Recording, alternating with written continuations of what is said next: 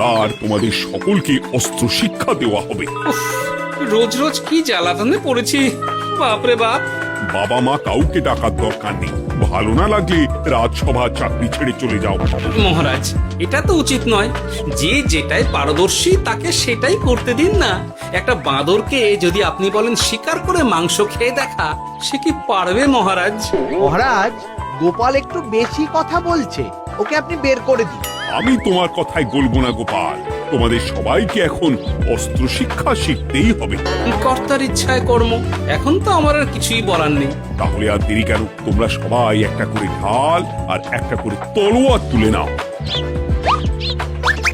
সেনাপতি, বলুন মহারাজ। তুমি সকলকে অস্ত্র শিক্ষা দেবে, তলোয়ার চালানো শেখাবে। এক এক করে প্রত্যেকে তোমার কাছে যাবে আর এক এক করে তুমি সবাইকে তলোয়ার চালানো শেখাবে। আচ্ছা মহারাজ, তাহলে ওই সবার প্রথমে চলে আসুন মন্ত্রী মশাই। হ্যাঁ, আমি প্রস্তুত। আমার শরীর ইস্পাতের মতো, ভাঙবো তবু মচকাবো না।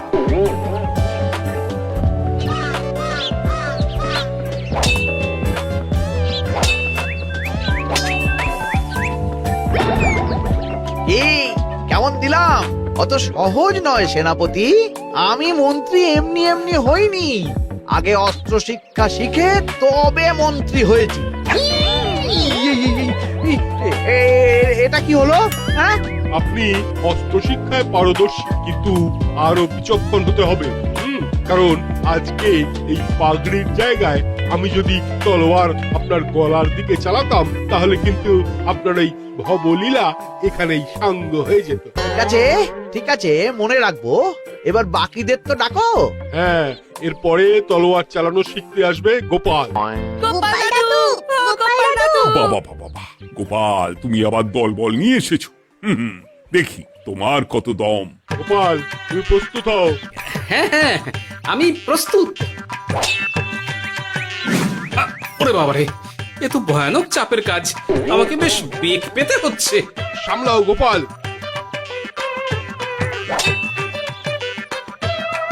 না, আমাকে অন্য রাস্তা দেখতে হবে। সেনাপতি, মহারাজের দিব্যি, তুমি আমার দিকে তলোয়ার ঢাল বাড়াবে না। এই এই, এটা কি হলো? সত্যি তো, এটা কি হলো? গেল গেল গেল গেল গেল গেল গেল, দুটিটা খুলে গেল গো। দেব নাকি এবার কুচ করে কেটে?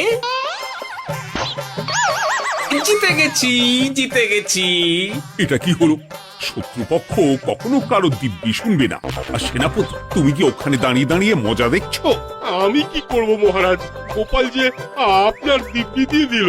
গোপাল বেটা খুব চালাক।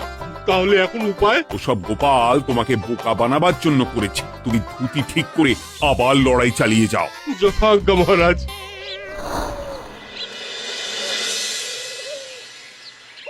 কিরে ন্যাপলা, তোদের দিদা আমার জন্য কি রান্না করে পাঠিয়েছে রে? এই তো ভাত, আলু সেদ্ধ, এই পুঁই শাকের ঝোল আর রুই মাছের ঝাল। আর তোদের যে তোষক, বিছানার চাদর আনতে বলেছিলাম, এনেছিস তো? ওই তো দাদু, কুটির গুলটে আর বাকিরা সবাই ধরাধরি করে নিয়ে আসছে। ব্যাস, তাহলে তার কোনো চিন্তা নেই। খেয়ে একটা জব্বর ঘুম দেব, কারণ এখানে যা রঙ্গ দেখছি তাতে বিকেল হয়ে যাবে। তলোয়ার শিক্ষা আজকের মতন এইটুকুই থাক। এবার শুরু হবে বল্লম শিক্ষা। সবাই আবার আগের মতন সারিবদ্ধভাবে দাঁড়িয়ে পড়ো। আহ, তোদের দিদা পুঁই শাকটা কিন্তু বেশ জব্বর বানিয়েছে। তোদের দিদার হাতের রান্নার কোনো তুলনাই নেই। আহা, কি স্বাদ! এ কি, গোপাল আবার কোথায় গেল? এই তো মহারাজ, আমি এখানে ওই পুঁইয়ের ঝোল আর রুইয়ের ছাল দিয়ে ভাত খাচ্ছি। এসব কি মাঠের মধ্যে খাওয়া? আরে শরীরটাকে তো রাখতে হবে। তাড়াতাড়ি খেয়ে এইদিকে এসো। আসছি আসছি আসছি।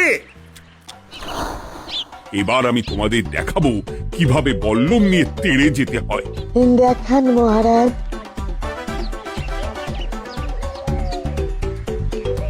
এ তো খুবই সোজা মহারাজ। ঠিক আছে, তাহলে বল্লম নিয়ে তেড়ে যাও দেখি। দিন, আপনার হাতের বল্লমটাই দিন।